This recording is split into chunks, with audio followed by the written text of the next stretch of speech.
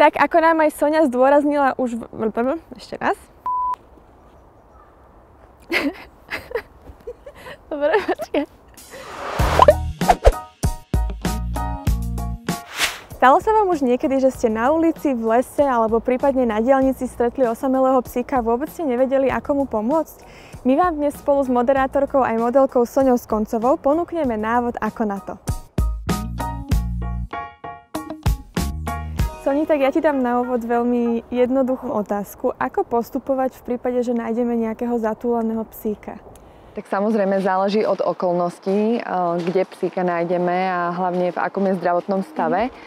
Ale v prvom rade, na čo nikdy nesmieme zabudnúť, je to, že nesmieme spanikáriť. Psík sa môže túlať už niekoľko hodín, mohol ujsť alebo aj niekoľko dní, buď zo svojho domu, alebo ho niekto, nedaj Bože, vyhodil.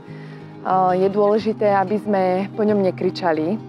Je najlepšie, ak máme nejakú maškrtku schovanú v aute alebo pri sebe, pretože samozrejme psík na to asi reaguje najlepšie, aby sme ho zavolali k sebe.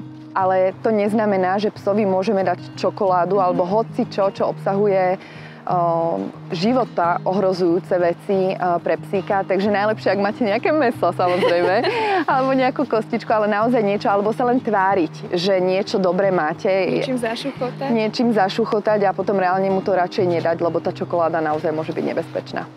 No a ako prvé by sme mali samozrejme skontrolovať, či má známku, na ktorej sa môže teda nachádzať telefónne číslo majiteľa. Ak ju tam nemá, tak je veľmi dôležité, aby sme teda vyhľadali možno najbližšieho veterinára v lokalite, kde sme psíka našli, pretože môže mať aplikovaný čip, ktorý už aj zo zákona by každé zvieratko, teda každý psík mal mať aplikovaný, ale samozrejme nie všetci to dodržiavajú. No jasné, je veľa výnimiek, ešte stále milióny psíkov, ktoré tento čip nemajú. A čo máme robiť v prípade, ak nám veterinár povie, že bohužiaľ tento pes čip nemá, alebo my zrovna v tú danú chvíľu nemáme možnosť so psíkom ísť k veterinárovi? Aké sú ešte možnosti?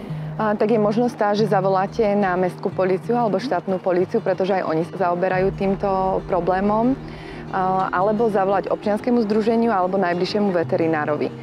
A je veľmi dôležité, aby sme to dokončili, aby sme sa na to zamerali, pretože ten psík môže zostať vlastne na ulici, môže ublížiť niekomu, môže spôsobiť dopravnú nehodu a je naozaj veľmi dôležité nezostať ľahostajnými a pomôcť tomu psíkovi, pretože mu to môže zachrániť život a možno aj životy ľudí. Samozrejme. A taktiež máme ešte aj útulky alebo karanténne stanice, čiže aj toto sú miesta, kde ich môžeme kontaktovať a teda nahlásiť, že sme našli strateného psíka. A skúsme si ešte povedať, že akých chýb sa dopúšťame, pretože častokrát sa nájdú ľudia, ktorí si povedia, áno, chcem pomôcť tomu psíkovi, ale akoby to nedotiahnu do úplného konca a potom to môže dopadnúť vlastne negatívne. Áno, väčšinou sa stáva, že vlastne uvidia psíka, ktorý sa túla a v podstate zavolajú na tú políciu alebo niekomu, ale trebárs nezostanú na tom mieste a nepočkajú s ním a ten psík naozaj sa pohybuje veľmi rýchlo a môže už vlastne z toho bodu sa ocitnúť o pár minút úplne niekde inde, takže je dôležité možno zachytiť toho psíka, aby s tebou počkal a už v podstate oni sa už o to postarajú, alebo ako výborná voľba je aj tá vziať možno toho psíka do dočasnej opatery k sebe a postupovať možno tým spôsobom, že ho nafotíte, zavesíte to na všetky sociálne siete, poprosíte svojich kamarátov a známych, nech to zdieľajú, pretože stáva sa naozaj, že ľudia, ktorí nájdu psíka, dotiahnu to takto do konca, sa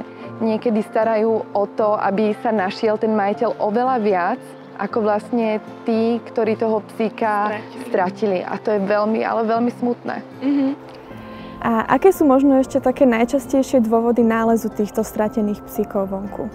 Úplne najčastejšie situácie sú také, že vlastne keď ste na prechádzke so psíkom, možno aj v lese alebo niekde, tak pes je samozrejme zvieratko, ktoré môže zacítiť rôzne pachy a proste utečie.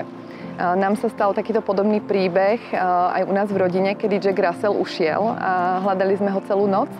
Nebolo to vôbec nič príjemné. A potom samozrejme sú aj také, že keď sa hárajú fenky, vy o tom možno ani neviete, že o 3 domy vedľa majú fenku, ktorá sa hára, takže aj kvôli tomu hlavne utekajú psíky.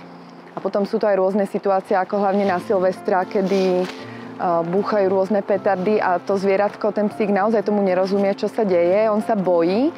a kvôli tomu samozrejme môže tiež újsť. Preto je veľmi dôležité, aby sme dávali pozor na svojich psíkov, aby sme ich čipovali, aby sme im dávali obojky s našimi údajmi, s telefónnym číslom a menom.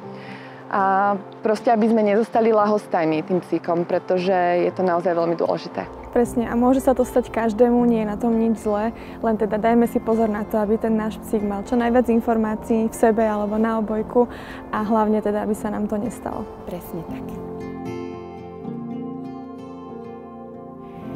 Tak ako aj Soňa zdôraznila v našom rozhovore, nebuďme ľahostajní k zatúlaným zvieratám, ktoré nám vojdu do cesty.